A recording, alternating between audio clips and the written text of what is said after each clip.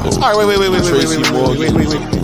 I had to think about it for a minute. One of the things that grinds me up.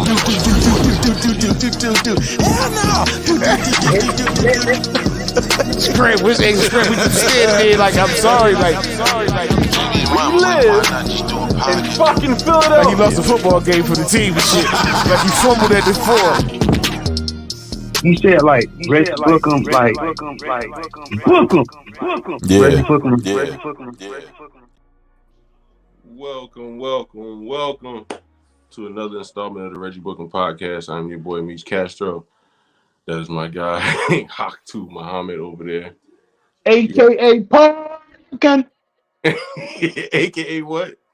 Paul. You can. That's my guy Haktu over there, man. Like I said, it's the Reggie Bucum Podcast. We appreciate y'all tuning in. Remind y'all to like, share, and subscribe to the YouTube channel, man. Make sure y'all hit the notifications button so y'all can tell when we go live or when we drop new episodes like this. Haktu, what's up with you, man? Oh yeah, shout out to everybody watching live on Facebook too. I'm chilling, man. How was your week been, bro? It's been a week, man. Waiting on our boy, PTL. Wait. Oh yeah. You think you'll be on it? He'll pull up pretty soon. Who do you think y'all talking to me on it? What'd you say? Who do you think y'all talking to me on it?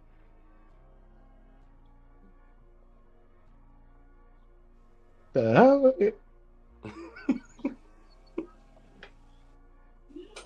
It's like your shit. It's like your fucking dog when he be tiptoeing. Like, get the fuck upstairs. I have to tell Tip, like, yo, you too loud, man. Shut the fuck up. I can hear you over here. But yeah, man. I had a long ass fucking day. I feel like I had a long ass week, but I had a long ass day. All I'm gonna say is, man, parents need to spend time with their kids. That's all I'm gonna say. That's actually the Scuff My Timbs right there. You know what I'm saying? That's that.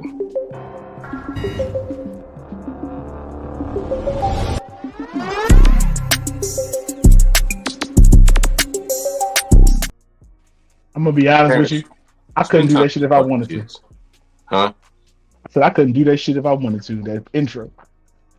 Parents, spend time with your fucking kids. That's what's Scuffing My Timbs right now. Spend time with your motherfucking kids.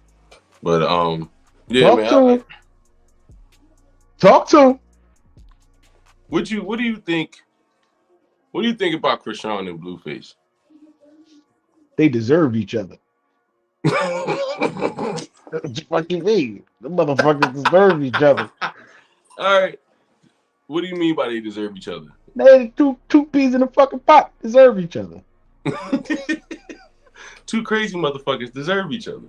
The two violent motherfuckers. They in a good relationship. That is a great relationship. That is a Bobby and Damily Whitney relationship. You think that's like a Bobby and Whitney though? Just like hold on. Short time after Apollo just came down for his tap dance routine. Oh, my dog. Oh, there go my boy. Yeah, my dog walks across the floor. Why he look? Oh, I'm done. I'm out of here, yo. Y'all need me here. What you mean? Y'all need me here. Look how he. Look where you at, man. This nigga like he in a corner of a church. Oh, you talking to me? I'm talking to you. This is my country right here. Yo, where you at, man? In the living room? Nah, I'm in my studio, but look how he talks to us. Oh, wait. Oh, no, never mind. Go, you good. I'm in the same spot I always am, but he got a bigger house. No. But what happened is I've been using my high end this freaking interface I got, but I've been noticing that on the pod my voice is usually a little low, even if I have the volume crank. So I moved back over to the Rode Podcaster, but I had to set it up real quick. And my lights are at another place because I have a shoot tomorrow. So I was like, you know what? I'm going to just sit on the couch. Boom, set one light up. That's all I got here. Bang. And now I could do shit like this. Yeah, you look. That's one light.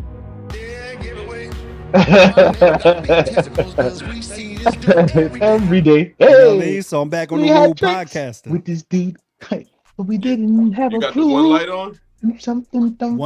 One light. You know what? Yeah, giveaway. Come on, baby. Yeah, giveaway. Come on. I don't think that's turn her up so we can see you, man. Every day. Come on. We had drinks with this dude. Oh, This but we nigga didn't singing the whole have a song. clue. And then simply bumped that up. Just fight and got girls out. Dead giveaway. Come on. Dead giveaway. Hey, my neighbor got big at school because we This see nigga this said, dude thump, every thump, day. thump, thump, thump, thump. He said, my neighbors got big testicles because we see this dude every day. Yo, say. Hey, That build up. Hey, Dad, right, give that away. build up. My build neighbor up got is big hilarious. testicles because we see this This dude every day. Yo, That's funny as shit. it's not the words, it's how the nigga put it together. My neighbor got big testicles because we see this dude every day. Hold up, man. You an asshole. It's not what you say, it's how you say it. We have drinks with this dude. Probably didn't have a clue. And I don't know the other part. Nothing, something left on when the white and girls came out. They give away. Hey, give away. My favorite part. My neighbors got big testicles because we see this dude every day. It's how perfectly it runs on. My neighbors got big testicles because we see this dude every day. It's the greatest ever, yo. We had drinks with this dude. Shit. That's stupid as shit, man. Where you had drinks at? Who? He had drinks. He said we had drinks with this dude. Where? Where? In the backyard. He like, we were cooking ribs. Go back. All right. Play the song from the beginning. I need to break this down. I got questions now. Break this down. I'm gonna break this down. I gotta make me an intro. Breaking it down with strong arms. Hey, I want to remind everybody real quick. Join the conversation. Hop in the comments. If you're watching on Facebook, hop in the live chat. If you're watching on YouTube, man, and give us your comments on what we're talking about, man. You gotta go email the architect and curse him out and tell him that he forgot to put the central air of that room. No, the thing is, the air is. Let's go knock on his door. He crossed the street. Go knock on his door. The air is on, but I've been running around so much. I'm sweating like R. Kelly at an 8th grade prom right now. Oh, you won't be sweating. That nigga be brick. Oh man, that nigga be brick. Yo, you ready? Go ahead. Nigga. All right.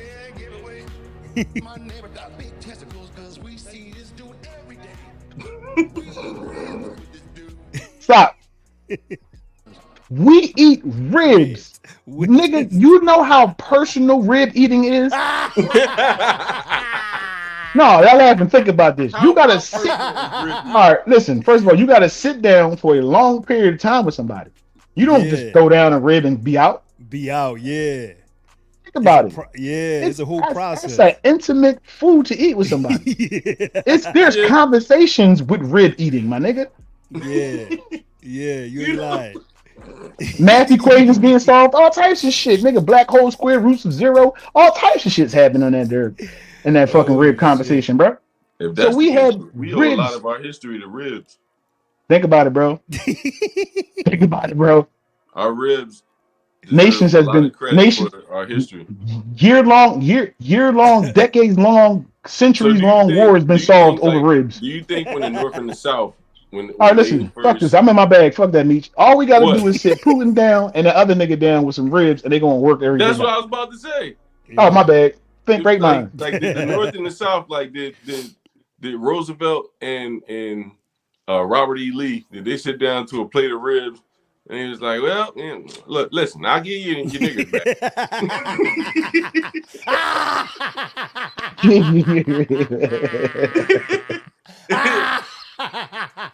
Yo, that is fucking hilarious. I'm sorry. I'll give you your niggas back. By the way, who made these ribs? These are delicious. Immaculate. These are delicious. Whoever made these, you can't have him back. Listen, that's the one you cannot have back, buddy. Whoever made these, you can't listen. I give you all your niggas, but the ones that made these, okay, they staying with me and Ma leave at the house. There's a group of slaves that made them ribs. Right. One nigga seasoned, one nigga tenderized, the other nigga mixed with barbecue sauce. We are a package deal, sir. I need the. You get 3 for 1 niggas right here. I'm telling you. We gonna get canceled. I know. Too late. We got a cease and desist email right now. You mean me? He People said we gonna be got a like- cease and desist email right now. That's how you got famous Dave's restaurant chains. It started like that. Yo. I was a slave owner, boy. Dave is really the slave boy that never got let go. No, Yeah. They just called it Famous Dave. famous Dave. Get He back was in so there, good. He was so good. The master left the plantation to him. In my will, Right. I leave this to you, Dave. And my dear beloved slave. I'm leaving everything to the man To my- who to built my my dear- empire. No, To my listen dear- to to the my dear humbleness beloved- in Mont's voice. To my dear beloved slave Dave. You got there's some Terrence Howard in that voice. Yeah. There's some Terrence Howard in that fucking voice. He on his deathbed. They ain't write wills. They said wills. It was Terrence Howard in that day. My How dear you- sweet beloved Dave, slave. How you make Dave quake? Like it was beloved Dave. Yo, Dave, slave. let me ask y'all a question. Shoot. First of all, do Score! y'all like to read books? I don't. No. I mean, I've been in I It got a was- nice stash of audio books. I like Yup. mobster type books though, so I'll read that. Yo, so y'all know the comedian named Louis C.K., right? CK. You ain't talking about Louis Armstrong. Louis C.K. has a bit that completely it messed my mind up, right? Because I never noticed it till he said it. Hat crooked. You know Huck Finn, the black boy's name in Huck Finn was Nigger Jim. Whoa. And it never dawned on me till I heard him say it. And I was like, oh shit. Cause I didn't like reading books and stuff. I felt like I lose attention with books real quick. But did you ever realize that's a children's book, bro? And the boy that he's with, that he's running around with, the black boy, that's literally what they call him in the book. Be honest with me, guys. Yo, Mark Twain was a fucking racist. What was he ever? Yo, I'm telling you. Hey man, can you be honest with me, man, please? I'm What? sorry. I'm going great. Is my hat crooked? It's killing me right now. Nah, yours? it's nah. It's not. Mine I looks keep- like it, I but keep adjusting. Nah. Like it's killing me right That's now. what I was telling you the last time we was talking about this. Your it's hat not- is straight. It's the Meech. perception of the lens. Oh, it keep looking Yeah, like that's it's where I tilted am. to one It side. my shit straight. And no matter what you do, the moment you Yeah. fix it and you move your head, Do you it's Yo, your it's phone right there. sideways, Mike? Yeah, Remember, your camera is always to the left. yeah. It's But not I'm trying to exactly- look. Let's your me straight camera's in not my dead hat. center. All right, look. Watch this. Like, All look, right, if straight, I go right? to the Look. left, my shit It's is my head straight. is straight to me now. That's what I'm saying. That's what I'm saying. It's all the perception of the Oh, camera. yeah. The camera's not in the middle, so it looks like Oh, your head is yeah. not. All right, I'm Yo, still here. Our podcast is like the Seinfeld of podcasts. It's a podcast about nothing. We just talking shit. That's what we should call it. A pod about nothing. I like it. A pod about nothing. Welcome to the Nothing Cast. Oh, I'm sorry for changing the pod. subject, but it's just killing me, bro. what? Nah, The Oh, hat, okay. bro, is I'm gonna want to keep adjusting it. I had to know. I can't fix the fitted, son. I've had enough. How the fuck am I funny? Yo, I'm pulling. Yeah, I got. All right. I ain't finished. I got sidetracked. We had rhythm to do. Intimate. All right, keep going. What was the next part? That's Huh? where my clip stops at. We had ribs with this dude. Meech find it. But the thing is, we had ribs with this dude, but we didn't have a clue, which to me, like you said, is weird because how are you sharing such an intimate meal with somebody? They had ribs. Ribs. It was like, damn, Paco, you. I must have been listening to this shit because I'm at 41 minutes already into the song. You had 41 minutes.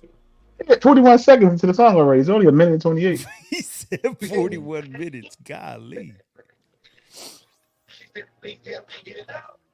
Pull up the interview. Hold on.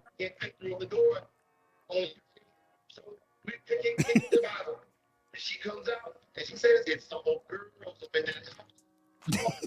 Gregory Brothers, you know we love them. We put it on iTunes, I take some of the proceeds and give them to charity. Because I'm a charity freak. Yeah, give away.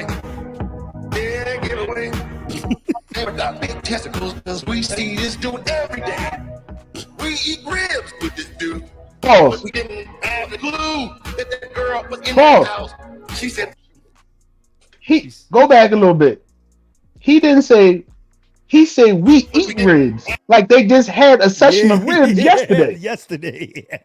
I'm crazy. Like think about it. Like it's a once a week thing. That What is girl, we eat ribs with this dude. Yeah. Like this is We eat ribs with this dude. Yeah.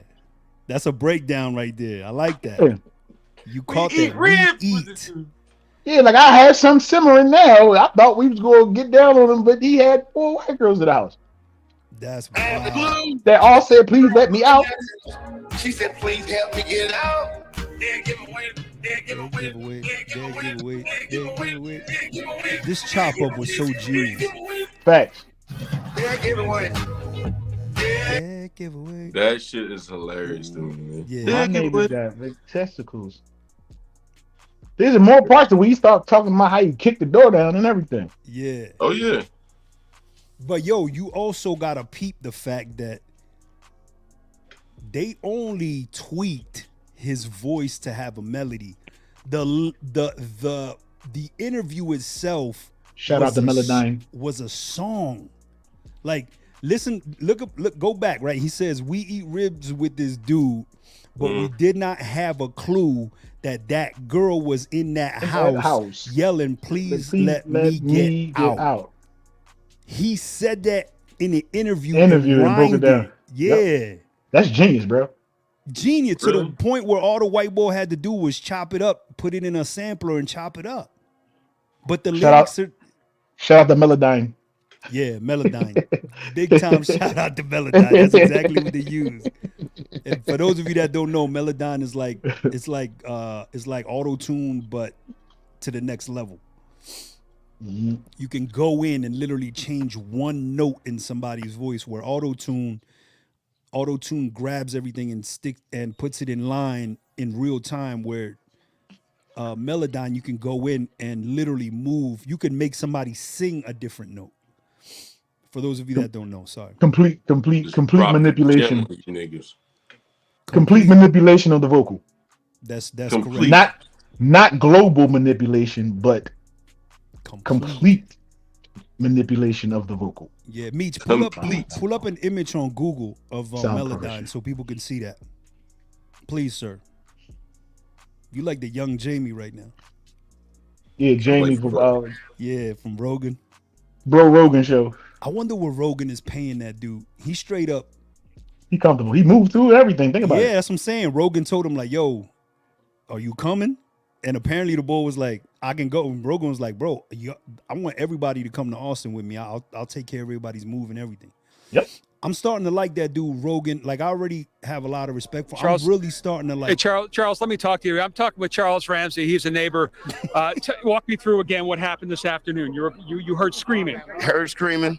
I meet my McDonald's. I come outside.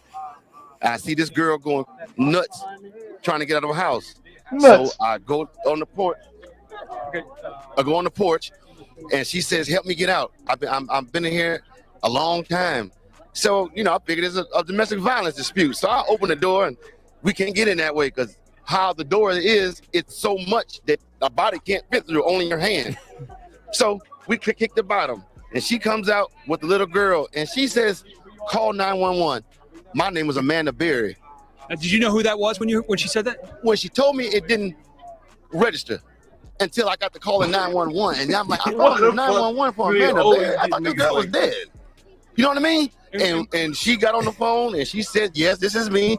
And the detective, Cook, right here, Detective Gregory Cook says, "Charles, do you know who you rescued?" I said, Now, and when did you see it? When did you? Hold up, man. And the whole block is out there like they shooting a music video. He said the detective, Gregory Cook. I think Make sure I get used this this, thing I right. used some of this clip before. You gotta watch the white boy with the glasses in the back. You didn't see Gina. about 5.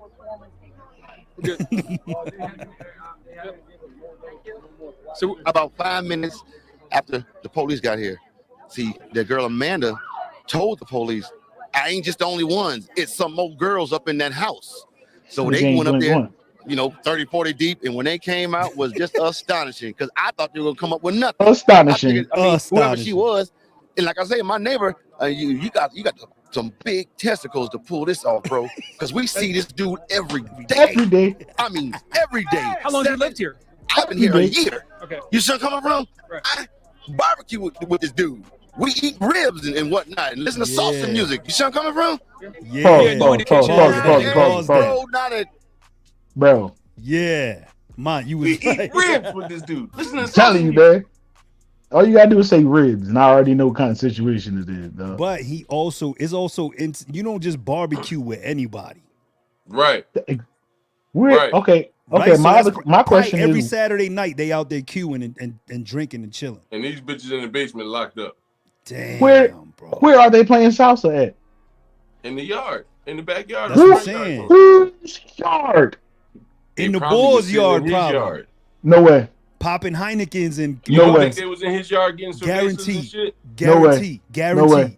So there was no inkling of anything. You had to go to the bathroom. You ain't had no bitches screaming, "Help me get out!" None of that shit, my nigga. Really? He went to his house. It was right next door.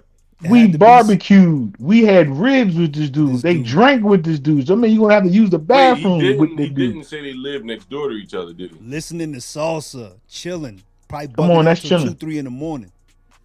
Come on, bro. Popping Heinies all night. Pause. Clue that girl was in that house or anybody else was in there against their will, because how he is he just comes out to his backyard, plays with the dogs, tinker with his cars and motorcycles, goes back in the house. So he's somebody that you look away because he's not doing nothing but the average stuff. You see what I'm saying? There's nothing exciting about him. So they had to be at my man crib right here, Charles' crib. And they probably put on, niggas wanna, my Spanish homie over here, put on some salsa music, man. Yeah. But they was chopping it up though, regardless. But here's the thing, right? This will make me think that they was at the Puerto Rican boy crib, because why would anybody at their crib be playing unless he like, yo, why don't y'all come by, play some music, we chill, you know what I mean, whatever. No, but that's what I'm saying. They probably played salsa music when he came through to Charles and them crib with all the black folks. Got you. To make you comfortable. Yeah, they're like, yo, I put some salsa music on for my man. Like, got you. But then again, what hood boys are that? Like the old that, head. like consider Like the that, old man. heads. Yeah, you're right. Oh, look at Charles, man. He looked like the father from Sugar Hill. Like, he be like, man, I had a Puerto Rican girlfriend back in like the 85, nigga from Tales man. from the Crypt that would come on like that. Yeah, I had the Spanish girl, man. She took 730 pesos, 1,000 pesos. He be like, man, this was her shit. He put some old Spanish song on. I don't know what they saying, but her mama used to be listening to this shit right here. I miss that. I'm a killer when I see her. Yo, we on some detective shit right now. Open and shut case. Open and shut case. Until the day. What was your reaction on the girls' faces? I can't imagine to see the sunlight, to be around people. I knew something was wrong when a little pretty white girl ran into a black man's arms. Something is wrong here. Yeah, giveaway. Charles, thank you very much. Giveaway. Thank you very much for your time. And either she homeless or she got problems. That's the only reason why she run to a black man. Charles, thank you for being there, man. Charles Ramsey, neighbor, heard the screaming. Pat on the chest. Patted that man on the chest. Yo, we really breaking down this interview, and it's good. It's good. Yo, what's up? You're not gonna pat me on my fucking chest. Go upstairs. Epps did a good I didn't job have to with work the that day. remake. I was watching the typical day. I was off work. The typical day. I was off work. I didn't have to work that day. I was watching WWE, eating some McDonald's because I'm loving it. McDonald's with the fries with lots of salt on and stuff like that. I had it. This and that. I was eating barbecue with him and salsa, and I heard some cream. Something told me, I said, something ain't right. I hear cream. So I walked up to the house and I seen some little feet. When I first seen the white girl's feet, I was looking at the feet and I stood back up. I was looking at the feet. I was looking at the feet. And I said, there got to be Honey Boo Boo feet under there coming out of there. Honey Boo Boo. I bet you that was him the night before talking like that. High as That hell. was the same, yo. He had mad details. It was with the siren and all that shit. Yeah, he did. Not a clue. I didn't have a clue this was happening. I woke up this morning. My knees was hurting, and I knew something was gonna happen. My knees was hurting. God kissed it, and the devil missed it. So you had a past relationship with this man? Every day. You hear me? Every day. day. Every day I have a past relationship with it. You had to have some big kahuna to pull off what he pulled off. He did. Yo. I first seen Gene up in there, and I knew it. Something told me something. I knew it was some kind of white girl in there. So what kind of white girl, to what degree of it, I didn't understand what kind of white girl it was. But I said to myself, it was either Blair, it was either Tootie, it was Natalie. It could have been Miss Garrett in there. Somebody from Facts of Life was in that house. Two more white girls in that house. Somebody from Facts of Life was in that house. Somebody from Facts of Life was in that house.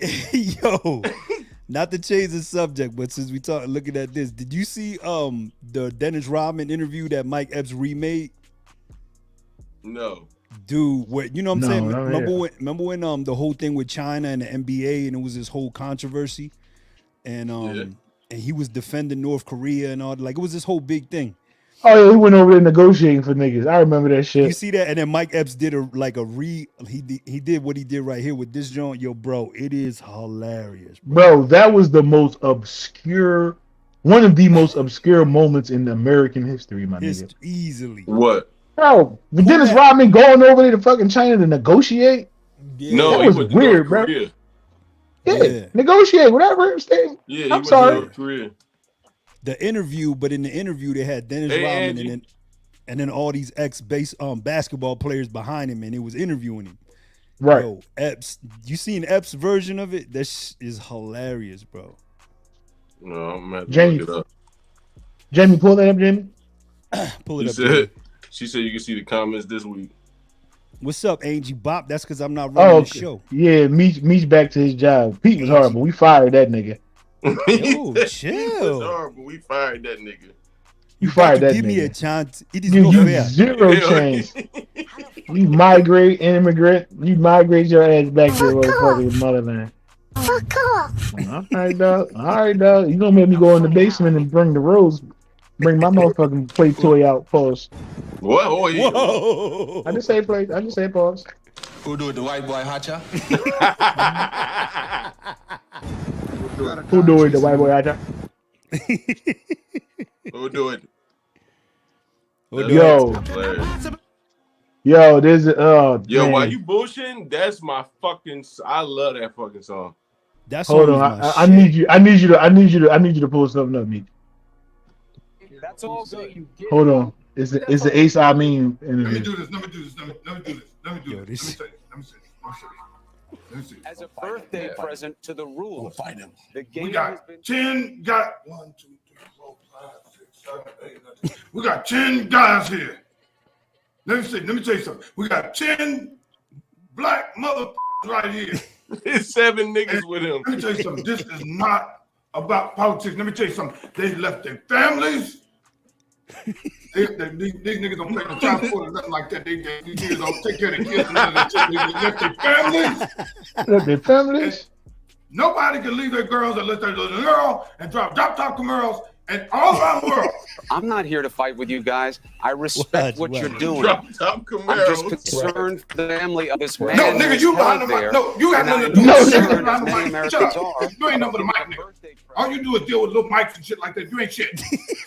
Well, let me tell you something. This is not about politics. All around the world, Paul George is MVP. Let me tell you something. Let me say this to you. Let me say this. Don't use yo. That's how the interview went. This nigga said all around the world, Paul George is MVP. Yo, that's how the interview was, what? Bro. But watch this shit that happens right here. Watch.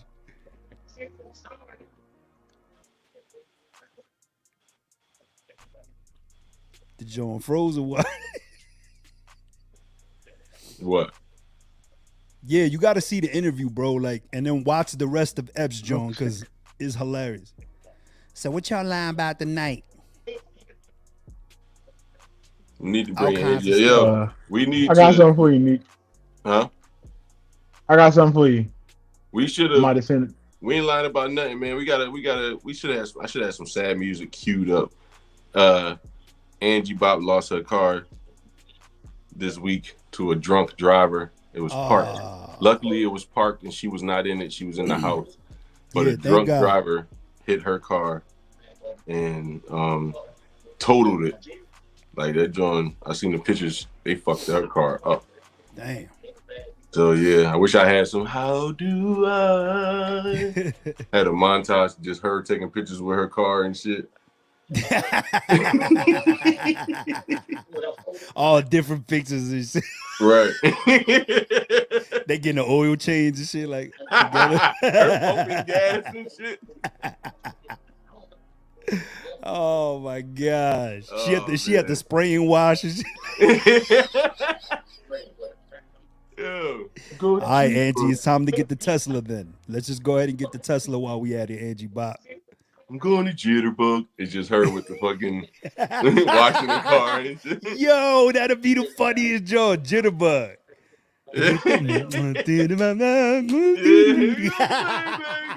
Jitterbug. Wake me up before you go. Jitterbug.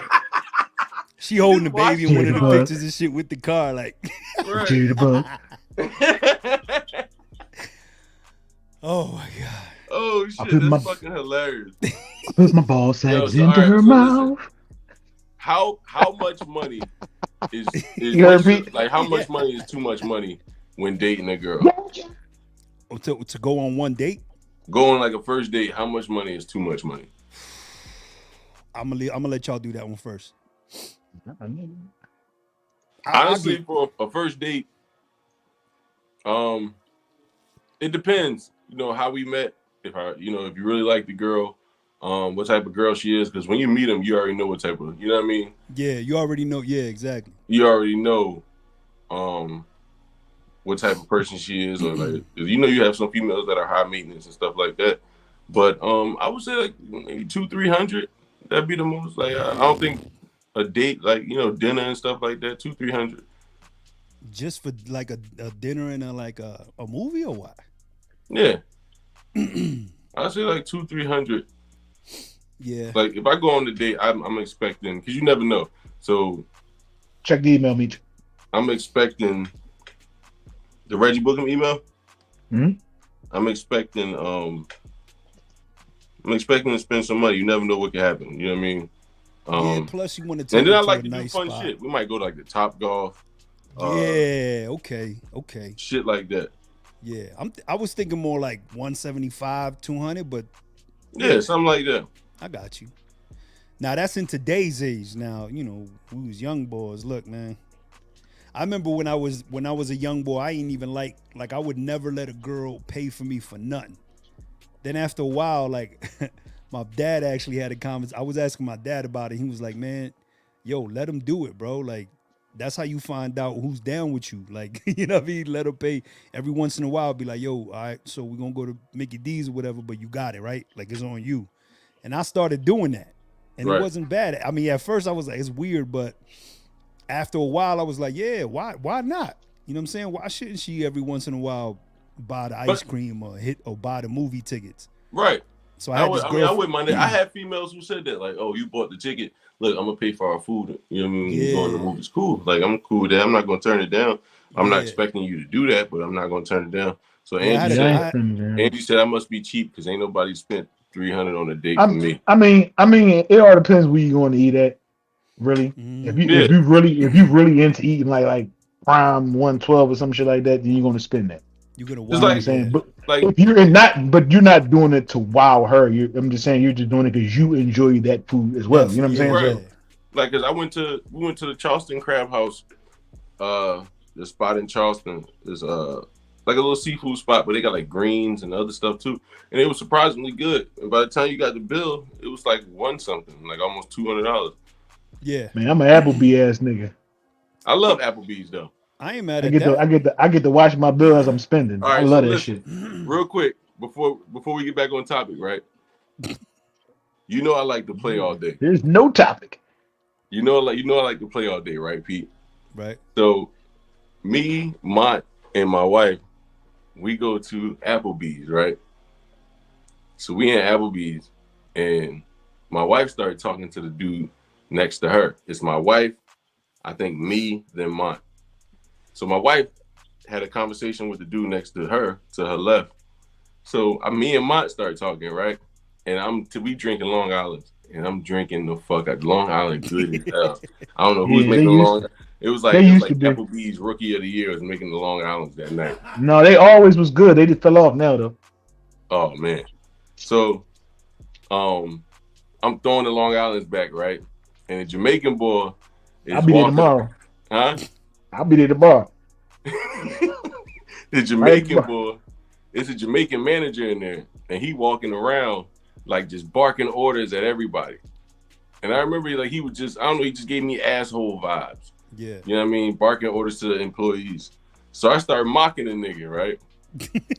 Mind you, I'm drunk as shit. So I start mocking the nigga, right? This nigga Mont started getting mad, right?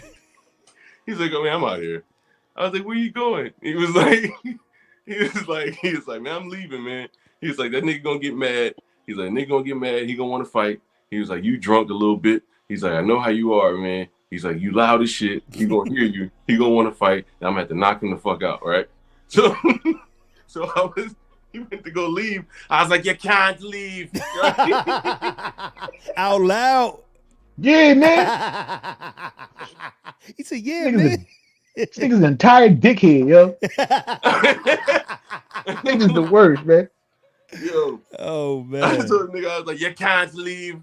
Don't leave me. Like, nigga's a jerk, man.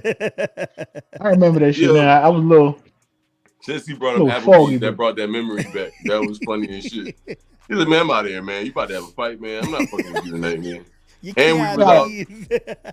I'm gonna have to fight with this nigga, defending this nigga because he want to be an asshole to somebody. We were out at Cheltenham, mocking people and shit. Wait. So what did the boy do? He ain't say nothing?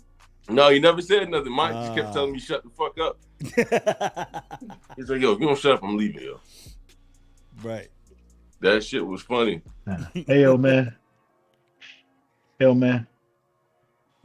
A nigga could be down on his luck, upside down on everything he loved. He could lose a foot. Get gout on the other foot, a good foot. What? Gout. Then get diabetes for his birthday. God damn. But all he got to do is get a haircut, and everything's gonna be all right. Right? Who is that, Meech? Anybody. And think about it. Any man that get a good haircut, you just feel better. You feel better. You know what I'm saying? Everything feels better. I guess. Am I lying? Nah, you ain't lying. You ain't have a North Philly haircut in years. Plus, you get a baldy. Now I gotta completely. Yeah, you gotta go. You gotta come to Philly, bro, and sit in the barber chair and get your beard shaped up, really shaped up. You know, there was only one person that I used to trust with the razor on my face was I remember Enrique. The Enrique, the El Salvadorian boy on 2nd Street, you get your haircut with. The El Salvadorian boy. Yeah, we used to call him Ed Scissor. We used to call him Ed Scissorhands from Ecuadorian. No, what was he though? Ecuadorian. No, man, what you said, man. What I say? With the beard shape up was old. He said he was an Al Salvadorian. Al Salvadorian. My bad. He said Al Salvadorian. He was Al Salvadorian. He called the nigga Al Salvadorian. It's hilarious. Yeah. That's a Latino Al Qaeda right there. Al Salvador. Al Salvadorian. It's Al Salvadorian them. Goddamn suicide bombers from Al Salvadorians. And I was down there chilling with DeMarcus's cousins. You know. You can't say all I hear is go DeMarcus, go DeMarcus. DeMarcus's cousin. Oh yeah, I do. Matter of fact, I've been letting my this joint grow out. Hey, Mark, what story is this? So okay, wait, before we get into that, I don't want to get off topic. I'm tripping. So, all right. Mine already said he an Applebee's type of nigga. What's the least you've ever paid on a date that went well? Me? My hat feel crooked, man. Look to the left, man. Look to the left at the camera. That The camera. Remember, the went camera's well. not centered because you got the camera sideways. Damn, I know this is Bobby. I'm sorry. I'm telling Mine's you, look retarded you too. will never get it perfect. Trust me. I've almost picked my laptop up and slammed it on. I got a trying hat to- right now like a white dude named I'm Travis. trying to ignore it. Like I got a Silverado outside, jacked up with a 6-inch lift. Or the Tacomas are real popular now too. Yeah. Yeah, like the trucks, the Tacoma Yeah. truck. French update. Nigga at my job keep gambling now. Gambling. The French nigga? Yeah, nigga on FanDuel. He keep losing on FanDuel. Is he winning? Listen, he lost by one fucking thing. He played. I think he said he played players. He don't bet on the game, he bet on the players and some shit like that. Okay.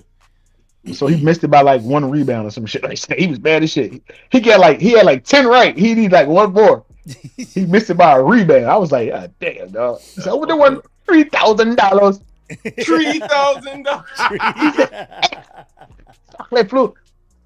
$3,000. I could tell. I think it was some kind of astronomical money. Then he was showing me some shit. Now I'm going to have to go to bed tonight. He said, look at this. Look at the payout. $26,000. Look at my $26,000. Oh, chocolate flu, mon ami. Chocolate flu. What the fuck you say? Suck the flu out of me. What? Chocolate flu. Chocolate flu. Chocolate flu. Chocolate flu. Chocolate brain. Everything is chocolate with this nigga now, right? Everything we do, we say chocolate. So he got he fucked his car, right? He crashed his car before, right? So blue. So he was calling him, oh, it's chocolate blue. So it's called the blue car. So now he got a new Jones gray. You call him chocolate gray now. And he calls it that too? No, but he be fucking with him. He get mad. He get mad. The other boy be fucking. He's like, shut the fuck up. He never tells me shit though. But he tells the other boy, the boy was like, fuck you, man. Get the fuck out of here. He be getting right with him, dog. I never talked to Hawk 2 like that. He's like, you know us French men are not violent. Hawk 2 Muhammad. So what's the cheapest you ever paid on a date? Me, Like, $70. $70 was the least you $70. ever spent on a date? I don't count. Yes, and 50 of that went to a room. So yeah. So you ate twice. Damn.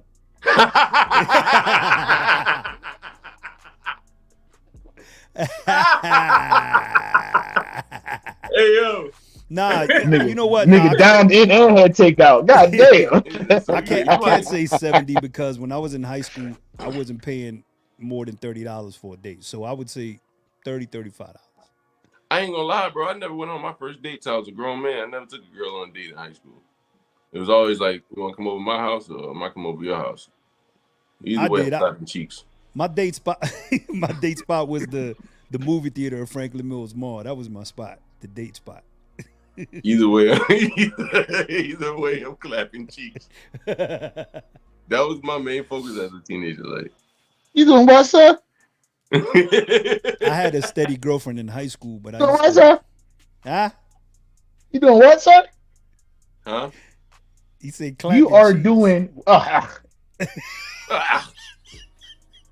Is that like cheek? Said cheek claps. Said cheek claps. cheek claps? Yeah, said cheek claps. Oh man. Cheek claps. Said cheek claps. It's a fingernail still there. Yo, you know what? Nah. You know another reason why I'm on this podcast? Because right now I'm recording the audio. Oh, word, good. I need So that we can eventually do it on the Spotify or the Hell podcast yeah. channels. Maybe Joe Rogan will call us to be on the show. Maybe. Maybe I will say, oh, my friend, you are the best. Yo, we are going to get sued like a motherfucker. Why? Oh, not. Yo, what is that? Why your screen half blue? What? Because he's chocolate blue. Oh. Why you asking me questions that you don't want answers to? What is the problem with your phone? There's nothing wrong with my phone. It looks perfectly fine to my phone. Stop buying Boost Mobiles. I'm smoking, but I don't want to smoke on screen, so I go like this. Right. Gotcha. Blue nigga, I see you. Peekaboo. Peekaboo. Peekaboo. Yo, Blue, I see you. I've been seeing a lot of clips on YouTube, like shorts, and it's making me go to different podcasts. There's a lot of people out there talking about Jay owing them money, yo. Jay-Z? It's a lot. Really? It ain't just Dame. Yeah. Wow. Niggas gonna always feel that way when you're that successful. Yeah, but some people, money is everything to them, and they'll do what they got to do. They'll cut their own mother out or something to get money. Good. Somebody like that, did we not? This is a good topic because actually my man texted me a drum about Jay-Z today. I think it was what's his name, JT Kirkman, comedian bull. He was. I didn't watch the clip, but I didn't agree with a lot of the shit already from just the heading of the clip. It was like Jay something about Jay-Z turning his back on like Beanie Siegel and everybody. I was like, I don't agree. Nah, man, it's just Beanie Siegel was fucking the money up at the time. Yeah. I told my man, I said I ain't gonna click on this. I said I'm gonna give you my opinion. I said it's straight bullshit. I said Jay-Z got everybody who wasn't falling in line with corporate type of movement. Yeah. I said anybody that's with Jay-Z was moving corporately. Like look at Tata. He was always moving corporately. He's always with Jay.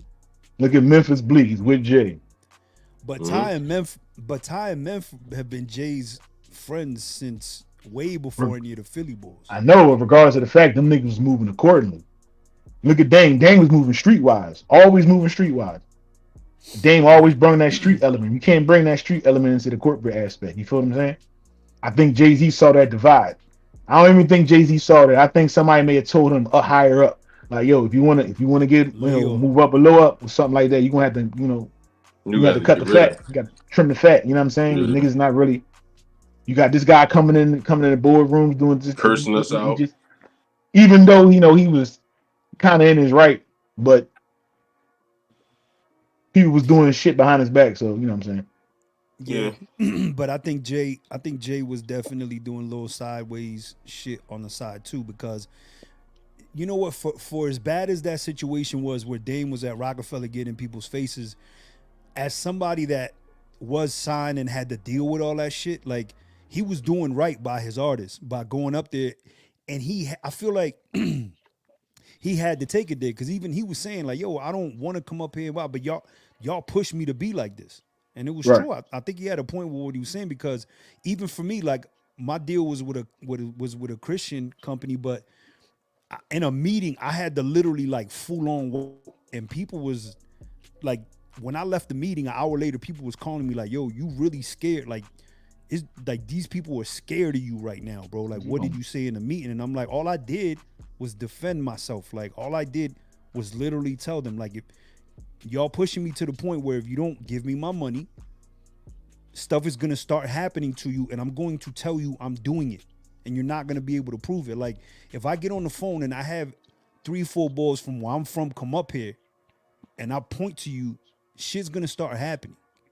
And I don't want to take it there, but that's where y'all taking it. And everybody in the meeting was just like, because I came here with this, like, trying to be cool, nice with everybody. I was like, yo, when I get there, I'm gonna take all these defensive walls and all this hood shit, I'm gonna just take it off. And in that meeting, I had to be like that. When people was calling me, I'm like, bro, I'm not about to let these white boys out here think that they can play games with my mom. I just got married. Label owed me 10 grand, and it was like 6 months went by, and I'm like, yo, give me my money, or I'm going to start doing things to you, and you're not going to like it. Strong on aspect. So who was the 4 niggas you was gonna call? Me? I'm just asking a question. I'm not trying to be the question. Like, for real. No, I was asking. Was I one of them niggas you gonna call? Yo, man, listen, sit down, man. Listen, I broke 3 legs on the way over here. I don't want to have to break. I don't want to have to break another 3rd leg today, man. So listen, get this man his 20 grand. Give me 5 for my troubles. Give me 5 for my troubles. And we out of here, man. Bro, I was ready to take it to them boys. Give me 5 for my troubles. I'm gonna walk in with a yarmulke. With a brim. Right. I was ready to fight in that meeting. I was literally telling them like, yo, we don't even gotta wait. Like if y'all want to, whatever, y'all can roll on me, whatever. Like let's just get whatever's gonna happen. Let's just do it. But me, I was gonna call my sourdough people from, you know what I mean? That's what I was gonna call. I wasn't gonna put nobody that I love in jeopardy. Yeah, put that bait out there. Don't put me at no fucking bait, my nigga. Nah, Soon as my black ass walk on the door, you know who they gonna have sitting there? Fucking Dog the Bounty Hunter and shit, wait there as security and shit. We get in there, Dog the Bounty Hunter gonna be sitting next to the guy and shit. Nah, I put the fear of God in them boys, man. I was talking him and the other Chapmans. I was saying greasy shit that like if you heard somebody in the hood say, you'd be like, oh yo, boy got rap. But to people that never been around people like us, some of the shit I was even saying wasn't even real, but bro, the eye, like the fear in the eyes. You trying to put the fear of God in the niggas. Exactly. I dig it. I was telling, I'm like, bro, when you get home and people in your house are tied up, bro, like it's gonna be that. Like I was getting loose like that. Now, granted, afterwards I was like, I probably shouldn't have said some of that stuff, but I was that mad and I was really ready to like. Sir. I was really ready to swing, like fight sir, right you there for my money. Sir, you are tripping, sir. I was mad. I just want you to know, wait a minute. Straight face, oh, I'm tripping, son. You can't, but you can't tie up. You can't tie up Caucasians. What? Yeah, you can't tie up Caucasians. You know them sourdough boys I was running with that's what they did. Bro, y'all niggas would have been on the news. Nah, them niggas. As much shit as what got away with, bro. What, my nigga? They are far from home. True. Spider-Man movie, my nigga.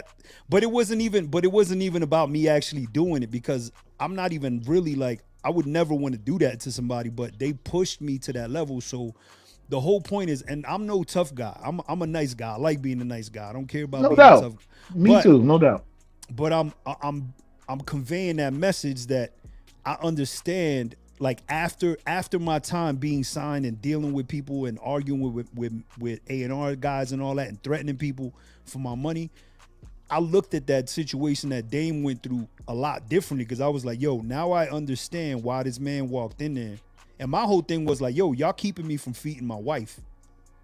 And if y'all keeping me from feeding my wife, I'm going to eat somehow. My wife will eat. You know what I'm saying? But that was my whole thing. It's not that I remember that. I remember that particular line. You definitely telling the truth. Yeah, I mean, you can ask my wife. No, I remember. And you know what happened? 2 days later, they called me like, yo, got your money. EMI cut your check. It's over here if you want to go grab it. I'm like, cool, I'll be right there. But then again, when I went to pick the money up, I sat down with the president of the company and I said, bro, do you understand why I had to take that conversation? And he was like, I totally get it, man. I get it. I totally get it. I'm like, I just want you to get the fuck out of here and not harm me. Nah, I was just because I that was like one of the boys I actually respected. It. He was the one that gave me the deal. So I told him, I'm like, bro, you gotta understand, like, y'all playing like you don't realize you're not playing with somebody's livelihood because you never been hungry.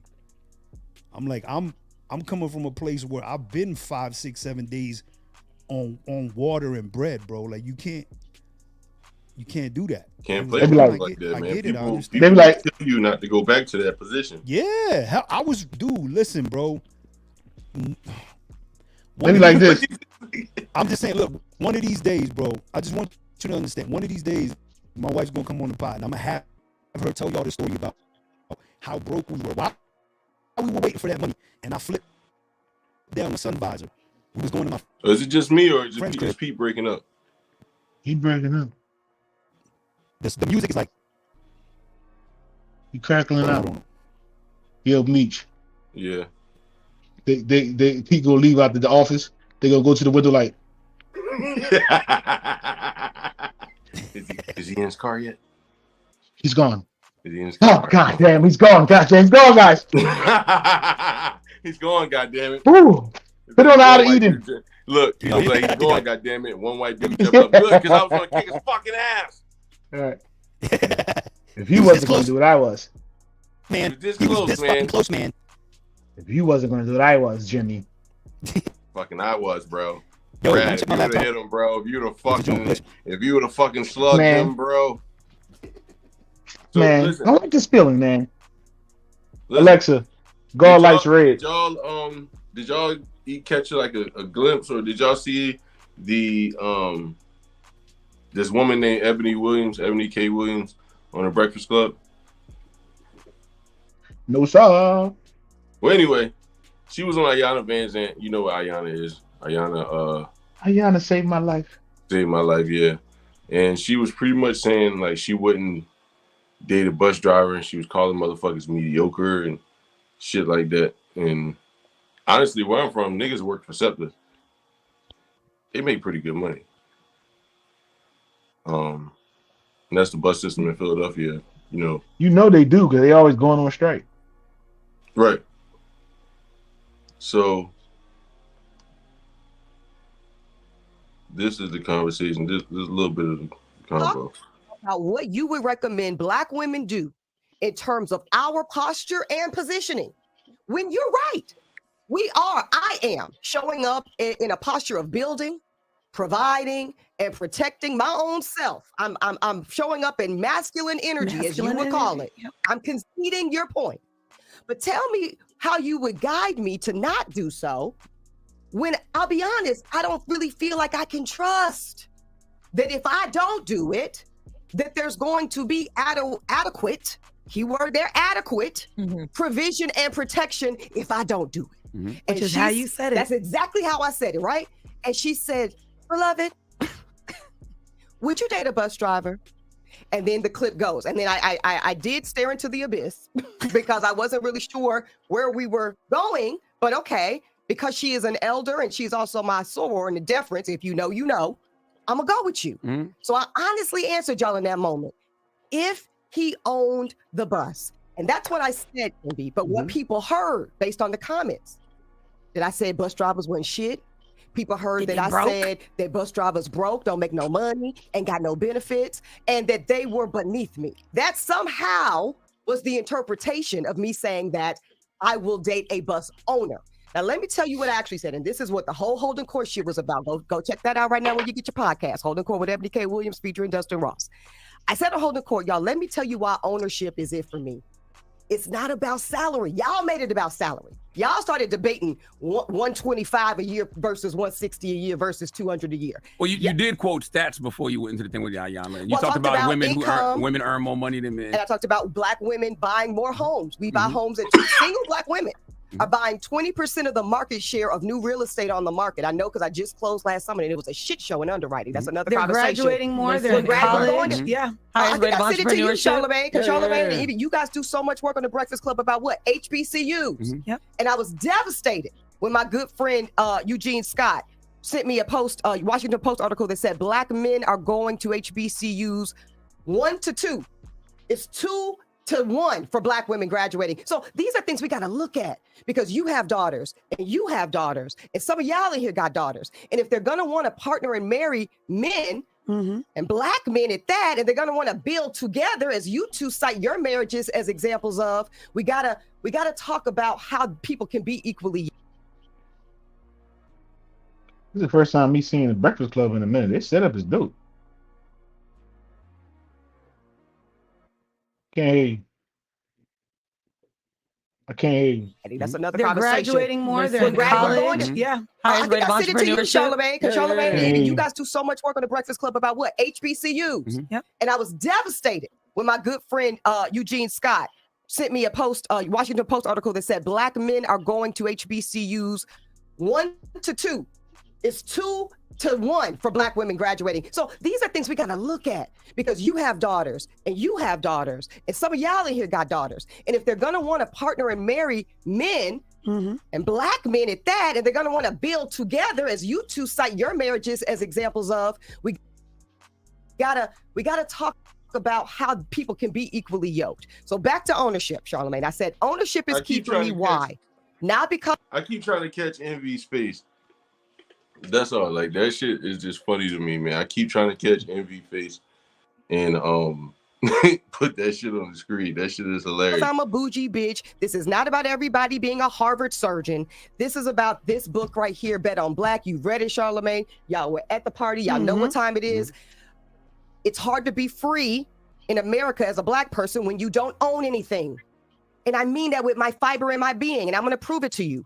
My grandfather, Kerry James Williams, had a 4th grade education in Montpelier, Louisiana. He then provided for my family with everything they needed by doing 5 things at one time. That man could. Yeah, so for those of y'all talking to me like so about shaming bus drivers, but I want to be clear. If you are driving a bus today and that is the maximum of your skill set, I love and appreciate it for you. I have to, because it's an honest day's living. But I want to tell you the truth. And this is not about hurting feelings or talking down or being an elitist. I need you to know that in 10 years, you may or may not have a job because AI. Artificial intelligence. See, this is the part nobody wants to talk about. The lawyers might not have a job in 10 years. They might not. And that's why so I'm glad you're going there, Charlamagne. Charlamagne and them might not have a job. You got niggas making Michael Jackson songs from artificial intelligence. You got niggas making Kanye songs from artificial intelligence. You mean to tell me they can't do a radio show? They did a Joe Rogan and Donald Trump conversation on a podcast. They already That's very true. Shit. Nigga, they might not have a job in 10 years. And it's just going to get better and better. And more flawless and more because flawless. This is the part of the conversation that people really are feeling triggered by. We all have to reassess constantly. So you can't just say it's bus drivers, though. And how it's applicable today and how it might or might not be applicable tomorrow. So this goes back to everybody in the comments. Well, my daddy drove a bus and he did this and this and he was respectful and he was a good Black man. He was a great Black man, I'm sure. I'm sure all the bus drivers are saints and none of them cheat and none of them beat women and they all are just God-fearing men that show up and how they're supposed to in this world. I believe not all, but I'm saying that's the narrative. It's sarcasm. That's the narrative. That's sarcasm. You being sarcastic. That dare to own, that dare to advance a skill set in a different kind of way, not a better way or a worse way, a different kind of way. They all have full-blown AIDS, beat their wives, and will die alone. That's the narrative. What Tyler Perry movie is this? That's what I'm saying. It's Temptation. It's very Tyler Perry. But Ebony, what about the bus drivers that their goal was to own a home? And what if they came from something that necessarily wasn't the best education, and driving the bus is I think we got to broaden the conversation. I think we keep using words like bus drivers. This is what bothers me, to make it seem like bus drivers only drive buses. Why do we keep talking about bus drivers? Because let's generalize. We could talk bus drivers. We could talk police officers. We could talk MTA workers. We could talk all these different people that work at these quote-unquote average jobs. Everyday working class people. Now, this is my problem, right? Now, you know I do real estate and I do these seminars all across the country, right? We get thousands of people. The majority of people that own homes and investment homes are your quote-unquote average workers, all your bus drivers, all your MTA workers. So they just don't drive buses. They have properties. I know a police officer that drives Ferraris because it's not from his police job. It's from the houses that he owned, that he made off to the police job. You sure it's not from the cocaine? I'm 1,000%. No, I'm 1,000%. I'm playing. That's a joke. He has more properties than you, me, and Charlamagne put together. That's who he is. That's a joke. But they take it serious. But I know these people that do it, and they put in hard work. So Beige rage, yo.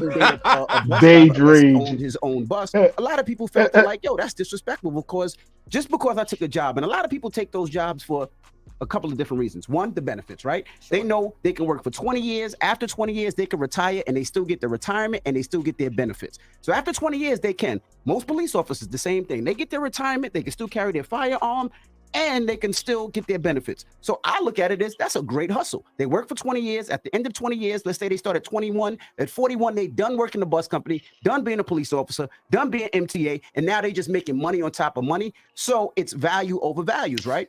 Envy, let me stop you right there. It's not. Do you think for 1 second, and I know you don't know me that well, but we've had enough conversation. I had you on Revolt Black News. You talked to me about your father, who was a leader in law. Do you think for 1 second I'm about to push back on anything you just offered in that statement? I love shopping the Real Real. It's Gucci, Louis Vuitton, Prada. Fair use act. Fair use act. Fair use act. Fair use act. Right. So I cannot. And so what I'm telling you is, what you are applying now is not the facts as they were given to me. Ayanla did not ask me, Ebony, would you date a bus driver that also had a real estate portfolio? Ayanla did not ask me. Hold on now. Ebony, would you date a bus driver that also has a litany of franchises? Because you and your wife just bought 5, right? Six crystals, crystal burgers. Okay. She didn't ask. That was not the framing of the question. Envy. Had that been the framing of the question, I would have said, Dr. Vons, where the fuck he at? So to date a man, you have to come with a resume to say all the properties that I own, or do you get to know that man and see what he's about? But see, that's semantics now. Here's the thing. Y'all didn't listen to the whole Ayanna. Ebony actually agreed with Ayanna. That's what's confusing me, because you actually agreed with Ayanna when she talked about, you should be open to dating a bus driver. You can build with a bus driver. You actually agreed with that. So that was confusing me. You agreed with Ayanna, then also conflated more and said a loving man, someone that loves what they does. There was a whole lot of other things. So she agreed that, of course, I want a loving man. I want a man that's passionate. I want a man with a plan. All the other things that came after the bus driver is what Ebony agreed to. Yeah, so I say, why let the griot put out a clip that is more salacious and out of context when you actually did agree with Ayanna? Well, I'm not going to throw the griot under the bus. See what I did there? But what I am going to do, is say that we know the business that we are in. So you said something, Charlamagne, on the show yesterday. We're like, we're entertainers, and we have to not over index for our. Okay, so I want to be clear. All right. So, look, man, fuck all that. Fuck all that. This is my question. Right. This is my question. Would you, or do you think, and obviously I think it's a double standard, because women won't date a man making less money than them 9 times out of 10. Right? We can all agree on that. Right. Say that again. Women will not date a man making less money than them 9 times out of 10. I think that the new modern woman, no. Most. Right. But a man will always date a woman or take a woman that makes less than him. Right, and that's okay. Yeah. Do you think it's a problem with that? Do you feel like, because on one hand, and I'm not saying I agree with either one, but on one hand, you have women saying, I want to be treated as equal. We can do anything you can do, a man can do, all that stuff. And then on the other hand, they still want to be treated. You know what I'm saying? Yeah, but you know what? That's modern feminism. Because the thing is, if you want equality, right? If you don't need no man, then why would you have a problem dating somebody that doesn't have as much money than you if you don't need them? All right. You see what I'm saying? saying? And then at the end of the day, you still need us to procreate. You want to have children. You want to have a family and everything else. You still need a man. Yeah, but that's a lie that women are buying. That's a lie that women are buying. Eventually. Unless you want to end up like the brat and her wife. Eventually it's going to be Eventually, it's going to be Schwams for hire. You're going to be calling up Schwams. Schwams for hire. selling Schwam by the hour. Out here, for hire is hilarious. Leasing Schwam to successful women. Schwam by the hour. I think that any woman, come on down to Schwammies. I think you any Schwam you want. Come on down to your local Schwam bar. Barman Mills. What was the Meech? Barman Mills, stretch those Schwams. Meech, do the by the Walmart. Everybody local Walmart. 15 Susquehanna, by the Walmart. Available at the local Schwam barn.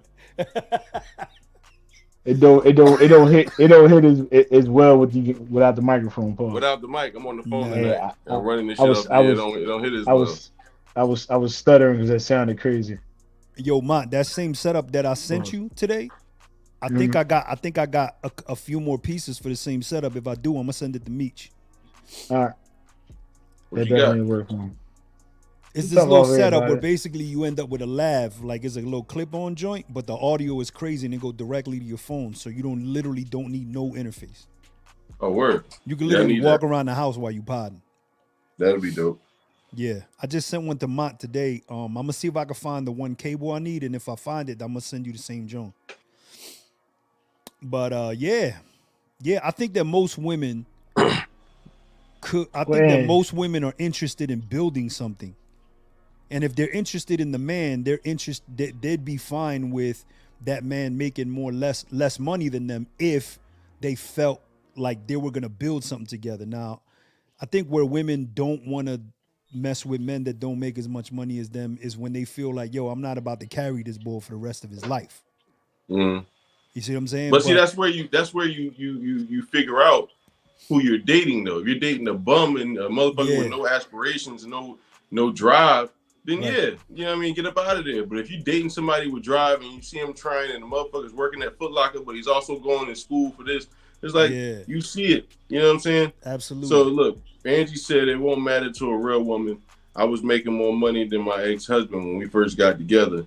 And then she says these young Tatianas now after money, they expect men to pay for their upkeep like hair and nails, which is nothing wrong with it. I don't mind paying for hair and nails for my woman. But it's like it's now they want to be taken care of completely. They don't want to work. They just want to take trips and go party and hang out, and they just want you to pay for everything. And a lot, not everybody, but a lot of them don't bring nothing to the table. Nothing. Yo, I saw a thing on Instagram where this girl was she was just like posting from a car, and she's like, yo, y'all chick, boy, she used the B word. Y'all bitches out here going to Dominican Republic, risking y'all lives, getting fake boobs, fake this and fake that. She was like, but here's the thing, sweetheart, when you come back to the US, you still the same itch. Like, your body look different, but inside you still going through the same shit you was going through when you left. And she was saying that. She was like, a lot of men you know what? Y'all think y'all attracting, like y'all saying, oh, I'm doing this for me. I ain't doing it to attract no man. She like, you were doing it to attract men because you are. Yeah, like the way she was breaking it down was really cool. What does it do to you? Make you feel good? Are you that insecure? Right. In that vein? And she was like, when dudes see y'all with these fake butts and all that, they know what time it is. They not taking you serious. They know that you got low self-esteem. They know that, like, yo, the way she was breaking it down was crazy. But she's right. She is. It shows you insecurities. And really, I don't care. Plastic surgery's been around for the longest. Back when I was a kid, it was just real big, like in the boob area, or like lip injections for white girls. But it's just like when you see a chick with big ass boobs, like, I don't know if Dolly Parton shits are natural or they're not. You know what I mean? Breast implants, but I always thought she looked fucking retarded. Like, and then the more surgery she got over the years, she just looked crazier and crazier. Yeah, I love them. I don't understand why women, like, all right, why don't you just save up? Why are you going to places like the DR, where, by the way, Kanye's mom died getting some breast implants when she's dumb rich? Like, why are y'all risking your life? Mom, we know somebody that we went to youth group with. You know who I'm talking about? Yeah, I think so. She done been to the DR a couple times. And again, I'm not judging. I'm just saying, like, yo, fam, don't risk your life going to Mexico or some third world country that had this done.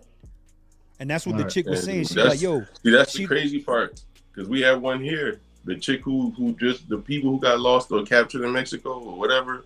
Yeah. They was from around here. Like, the next town over. Huh? That was the one where they got stuck with the cartel thing? And two of them died, and two of them got killed, and two of them came back. They were from right here. Just that girl who got kidnapped, she got two nephews in the high school I work at. Get out of here. Like, yeah, bro. Like, people around here know her. I got a homegirl. She knows her. Had conversations with her. You know what I mean? Talked to them while they were down there. Like, you know what I mean? All types of shit. So it's like, I'm not going to third world countries because I understand you're going because it's cheaper. But when you go there, you have to understand that you have a target on your back. You are an American citizen, and our money, 9 times out of 10, is worth more than their money. That's the whole reason why we're going. So they look at us as being rich people, and that makes you a walking lick, in the words of Gucci Mane. Somebody looks at you as a dollar sign.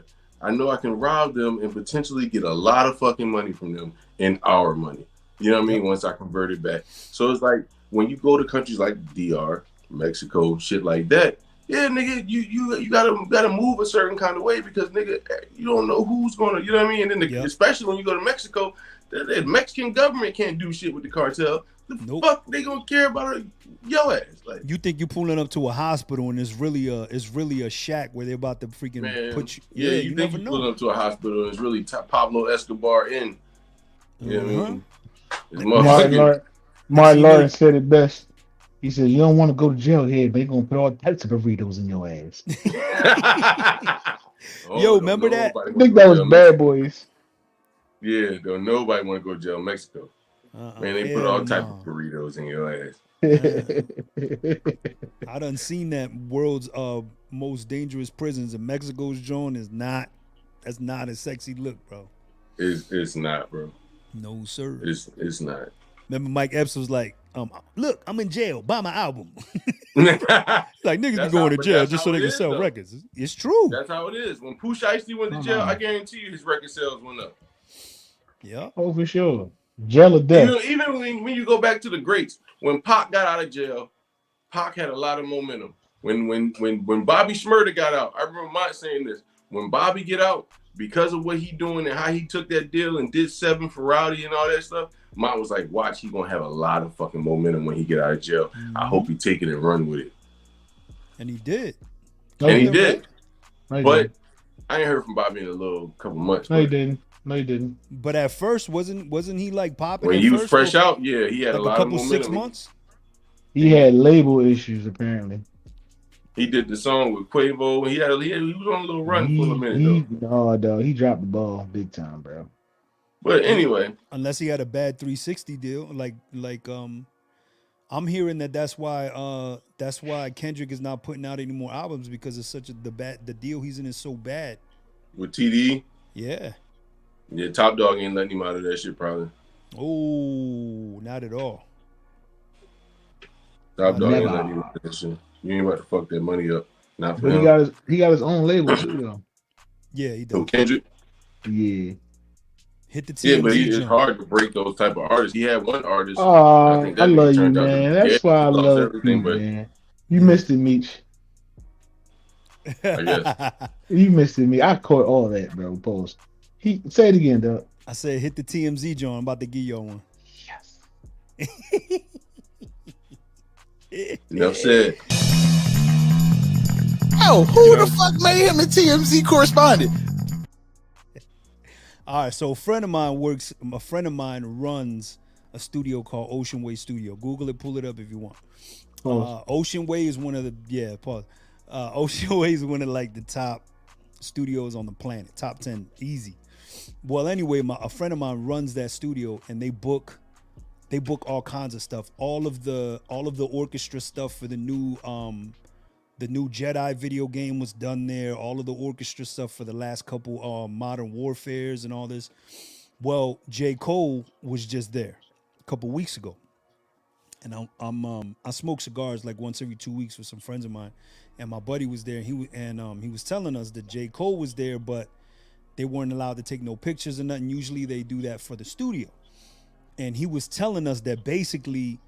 He said, dude is real cool. I had like a 30-minute conversation with him while they were transferring some files to his thing.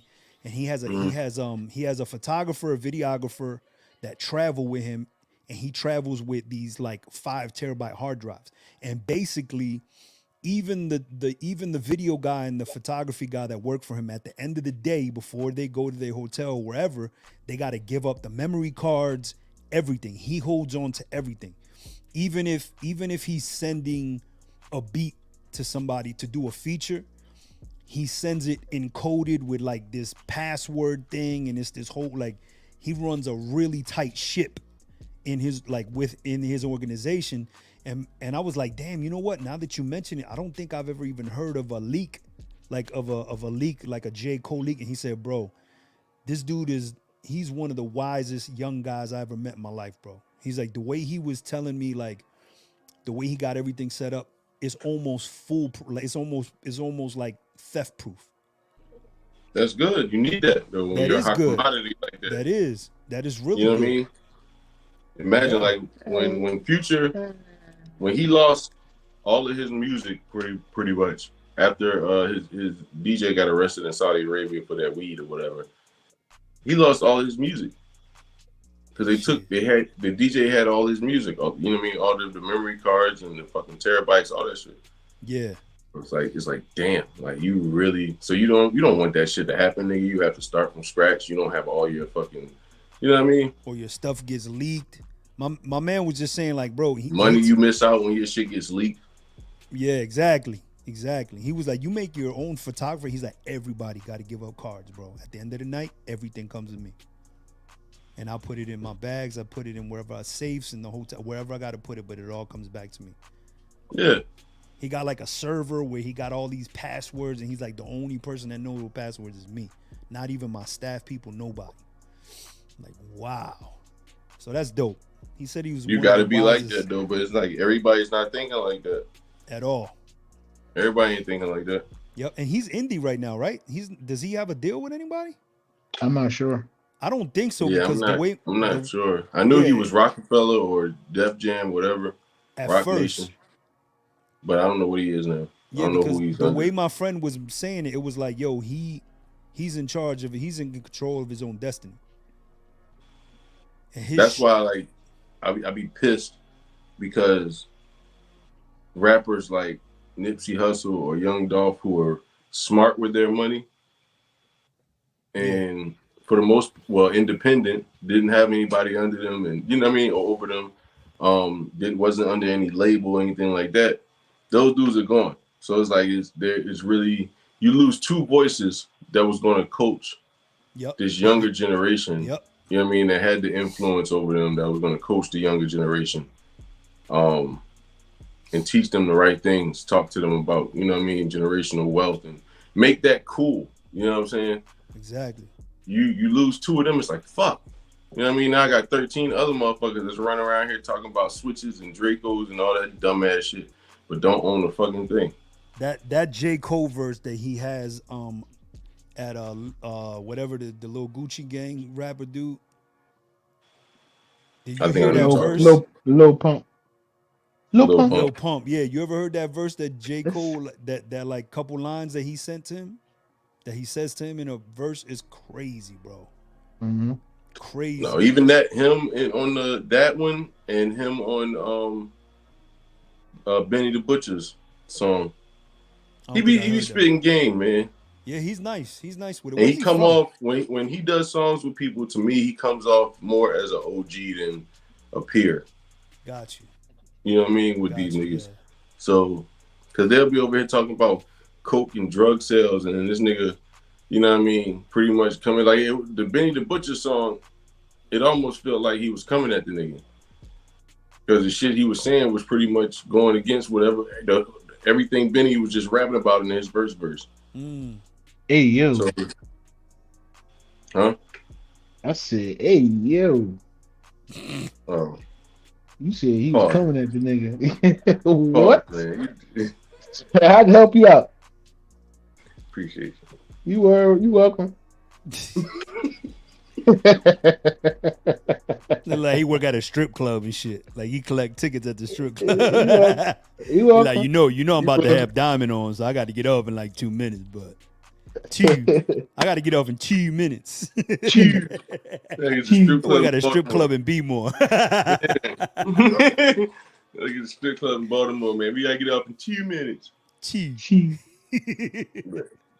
But yeah, it's always a touchy subject, but I don't know. To circle back around to the original topic, like to the Jones, yeah, that's true. It's been a good pod, man. Yeah, I love you guys, man. Like, man, I hate your ass. Yeah, that's mine. That's gonna be mine is gonna be the motherfucker. I feel like me and Mike gonna be old ass men cursing at each other, and then you know what I mean. Fuck you, motherfucker. Like life. You want a beer? Yeah, I want a beer, bitch. Where your mom's at? Where your mom's at? Hey, I be doing that. Look, I do that to the kids in school. I walk up to them like, yo, come here. Where your mom's at? Where your mom's at, nigga? Where your mom's at? You're like, what? Where your mom's at, man? Where your mom's at? Where your mom's at, nigga? Where your mom? I start punching him a little bit. Yo, where your mom's at? Where your mom's at? Where your mom's at, nigga? Where your mom's at, nigga? That'd be funny as hell. They be mad as shit. Soon they try to crack jokes on you and shit. Like, yo, come here, man. They think I'm about to be like, I'm gonna write him up or something. Come here, let me talk. Come here. Where your mom's at? Like, what? Like, yo, where your mom's at, son? Where your mom, son?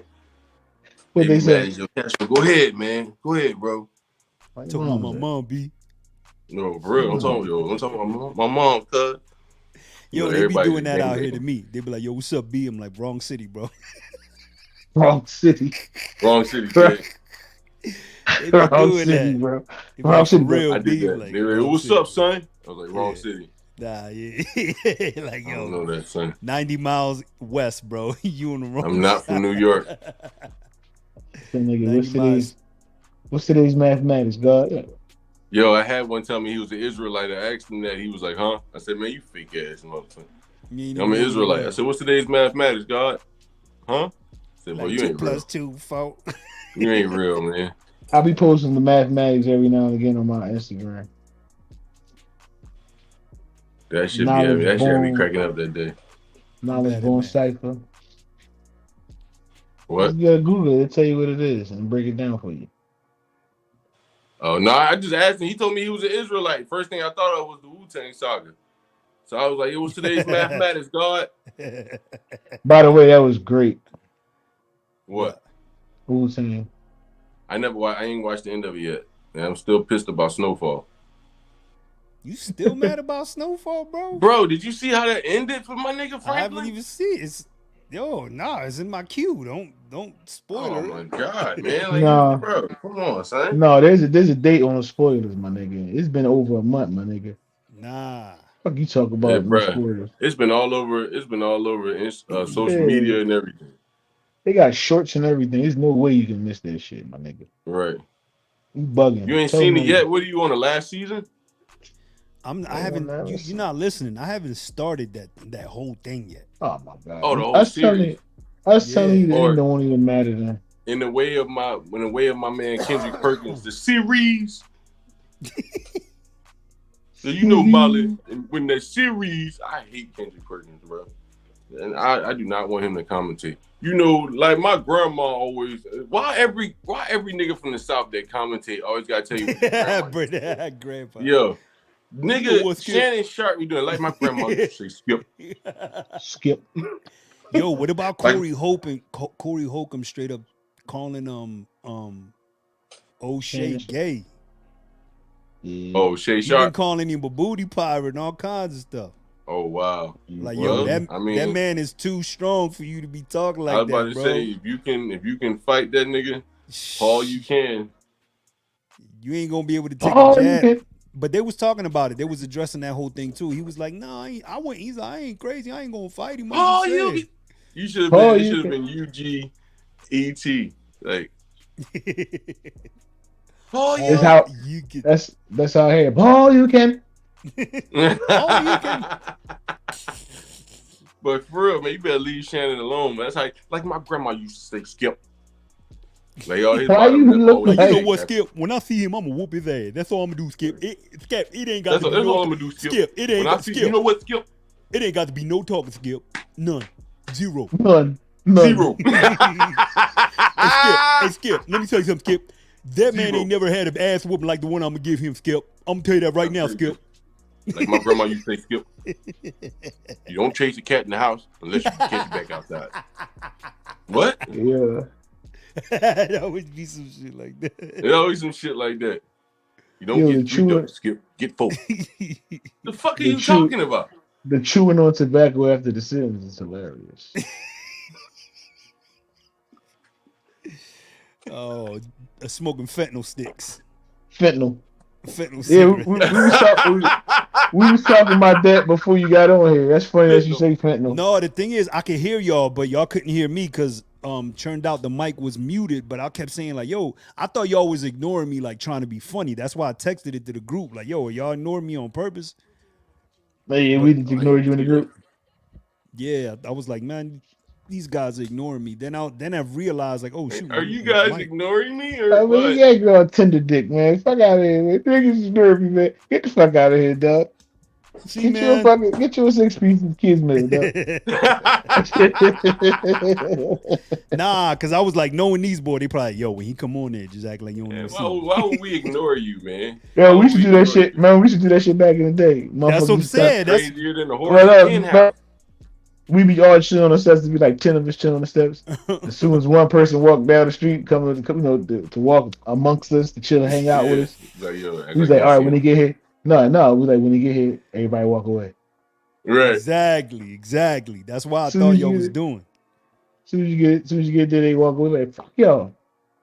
You be like, yo, what's wrong? Fuck y'all. Yo, see, man, won't be coming up here, man. Right. Because he's mad as shit. And I had to walk from 4th and Indy, so I was walking like 5 blocks to get to Fairhill Cambria. Mm-hmm. Niggas overcommitted. Niggas overcommitted to it. They walk to the store. Right, come back. You like, yo, all right, bro.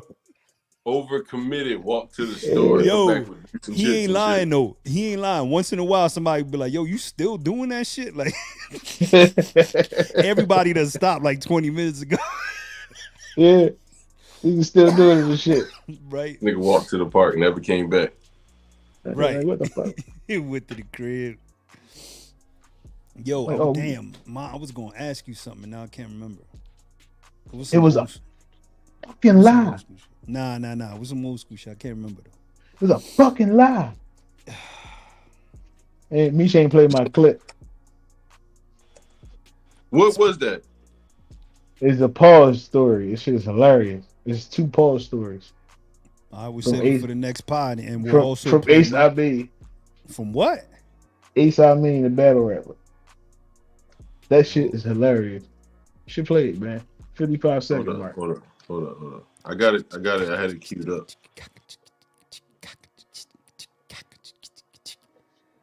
So you want to be a Power Ranger? Are the Celtics, Sixers and Celtics playing tonight? Is that tonight? It's playing now. It could be. Yeah. It should be playing right now as we speak. Yep. I know people getting their hopes up, man, but I don't think the Celtics are gonna go to the L easily. I think the Sixers can do it. It's gonna take. Oh, my bad. They can beat them. They win tonight. They go to the conference finals. You know what, Skip? Go ahead and play this clip, Skip. 15 minutes of fame. Let's go. 55 second mark, bro. 55 seconds. 55 second mark. Seconds. Yes. 5-5. You can't leave. Yeah, you can't leave. So 1-1, man. I'm getting ready to battle. It's either I want to say I'm almost 100% it was bad news. The other face-offs before the battle was still up. The rubber hands was done at that house at Airbnb. Yeah, it was bad news. It's the envelope shit, right? Shout out bad news. So that was COVID time. I got a mask on, and it's like, but I forgot because I took the mask off my face to get ready to talk. Turn it up, Meech. Under my beard, so so a nigga, you can only see a little bit. Turn it up. I don't remember who it was that warned me. He like, yo, you got something on your face. So I'm in the zone. I'm intense. I'm ready to rap. It's all the way up. Well, not rap, but I'm ready to do the face off. So I'm like, man, fuck. Listen. So everybody like word? ready to do the face off. So I'm like, man, fuck my feet. So everybody like. You said what? Like word? What do you say? Fuck my face. I don't remember who it was that warned me. He like, yo, you got something on your face. So I'm in the zone. I'm intense. I'm ready to rap. I'm ready to, well, not rap, but I'm ready to do the face off. So I'm like, man, fuck my feet. So everybody like, hey, word? yo. So then he like, bro, what? I'm like, hey, nah, man, fuck my feet. Like, I ain't worried about it. Like, nigga Rubando was sitting down. Rubando said, what? And was like offended. And when I saw Rubando's face, it dawned on me like, damn. I done invited the whole goddamn room to fuck my face. The most pause-worthy nigga on the planet. I said that was shit, man. No. The other one is crazy. Yeah, this is crazy. This one is crazy. I don't even know if I can tell this one yet. I'm still traumatized by this shit. Crazy, man. Real, man. That shit, I had to go get therapy after this one. I did some bullshit. I did some bullshit. I'm listening. All right, so one day, man, after I battled Snake Eyes, man, me and Shotgun Shields have torrid back and forth. We've been talking crazy back and forth for like 3 weeks. So one night, you know, I'm crying. Bro, I'm handling some business and shit. So we arguing. He say something crazy. I'm like, man, I know what to do with this. Like, I know the end all be all of the argument. So I go and tweet him. I'm like, And boy next to him cracking up. Man, I don't give a fuck what you talking about. Man, nah, I beat your fat ass up, right? Put the phone down. I'm done tweeting. You know what I'm saying? Like, I beat you up. Like, I beat your fat ass. You can't fucking I beat you up. I put the phone down for like 2 hours. I go take care of some shit. I come back. I like 500 notifications. I'm like, God damn, somebody fucking died. I know somebody died. So I go look. All the notifications is Twitter. So I'm like, what the fuck is going on Twitter? So I click on Twitter. I'm getting tagged all the time. I'm looking at the comments. Like, I saw that. What the fuck this nigga talking about? I scroll back up. I look. I'm like, bro, I told him I beat his ass. What's wrong with this? Except for I forgot to beat. I eat his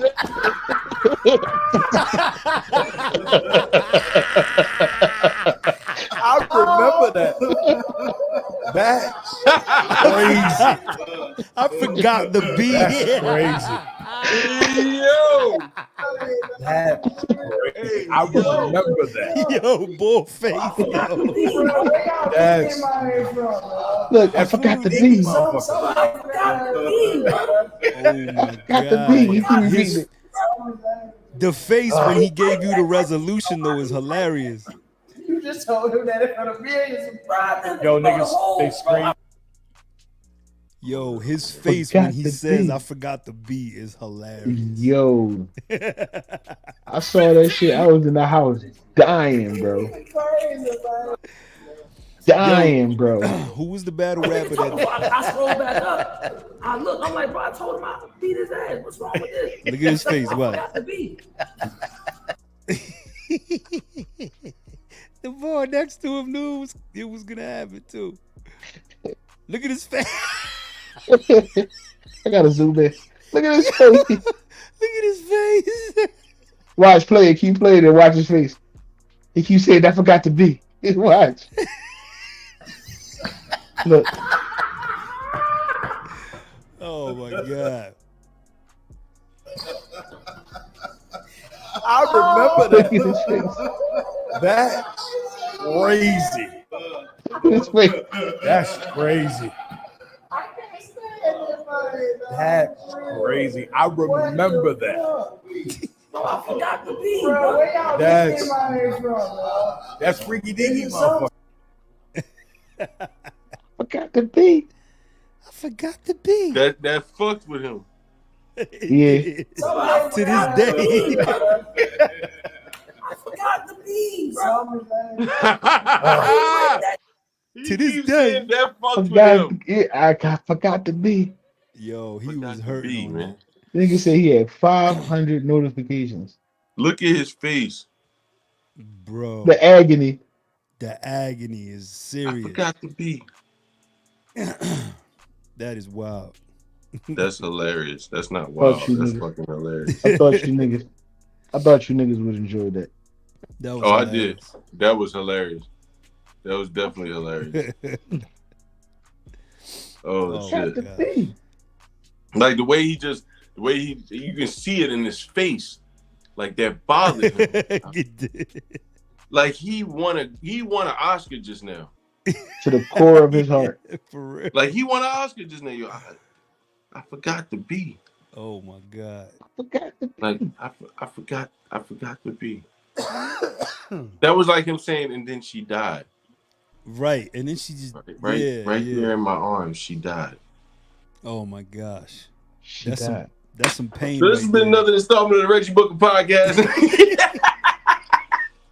And then she died. I hope So y'all did you enjoyed it. We had die? a lot of fun. Shout out to Angie and everybody else that was watching, man. We appreciate y'all, man. All the support we get every week.